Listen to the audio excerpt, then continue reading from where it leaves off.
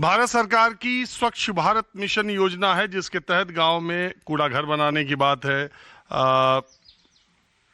अलग अलग कूड़ा को वर्मी कंपोस्ट बनाने की बात है और उसके लिए ग्राम निधि से आपको एक कूड़ा घर बनवाना होता है। इस बिरहरू गांव में कूड़ा घर देखिए बिल्कुल बढ़िया सा बना हुआ। ये इन्होंने कांच का कूड़ा अलग, कपड़ा अलग, लोहा अलग, प्लास्टिक इधर, ये सब बनवा रखा है ग्राम निधि से। बहुत साफ सुथरा है कूड़ा, यहाँ प्लास्टिक का दिखाई दे रहा है। और ये जो है वर्मी कंपोस्ट 1, 2, 3 जो कि कूड़े की मतलब गंदगी से जो खाद बनाने की प्रक्रिया है। इधर आइएगा आप, ग्राम पंचायत सदस्य है ना आप? जी, ग्राम पंचायत यही दोपहर में मिले हैं हमको, यही घूम रहे हैं। ग्राम प्रधान जी यही कहीं, अभी उनसे मैं बात करूंगा इधर। तो मैं आपसे ये पूछना चाह रहा हूं कि ये 3 शेड और ये आपने बना अच्छा दिया, लेकिन मैं देख ये रहा हूं कि इस कूड़ा घर में गांव का कूड़ा नियमित रूप से नहीं आता है।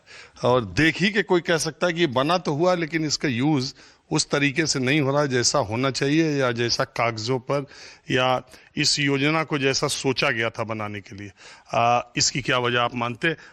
इसमें स्वच्छ भारत मिशन में हर गांव में कूड़ा घर बनाने की बात है और ग्राम निधि से 2 ई-रिक्शा दिए जाएंगे जिससे सफाई कर्मी घर घर से कूड़ा इकट्ठा करके यहाँ अलग अलग तरीके से करेंगे। तो बताइए, तो देखो जमीन पर क्या है? बिल्कुल बिल्कुल, मैं धन्यवाद देता हूँ आपकी टीम की, और चैनल के माध्यम से आप इस चीज़ों को रख रहे हैं, बहुत अच्छा लग रहा है। सरकार और प्रशासन का काम होता है कि कैसे भी संसाधन जुटा के, पैसे जुटा के आप एक स्ट्रक्चर खड़ा करें, और एक स्ट्रक्चर खड़ा करने के बाद में फिर हम सब लोगों की जिम्मेदारी, समाज की जिम्मेदारी बनती है, क्योंकि उन्होंने स्ट्रक्चर खड़ा करवा दिया, ई-रिक्शे भी दे दिए और सारी चीज़ें दे दी। अब समाज के हर व्यक्ति का काम है कि जब कोई स्वीपर आता है, स्वीपर जब उठाता है उसको, तो हमको एक 150 रुपये एक तय कीमत तय होती है कि इतने आपको मासिक देना पड़ेगा। तो एक वजह ये भी रही है कि ये चीज़ें धरातल पे इस वजह से नहीं निकल के आ पाती हैं कि हमने जब शुरुआत करी तो मैंने कि 100 रुपये, 50 रुपये घर एक इकट्ठा कर ले, मासिक तरह से आपको देना है।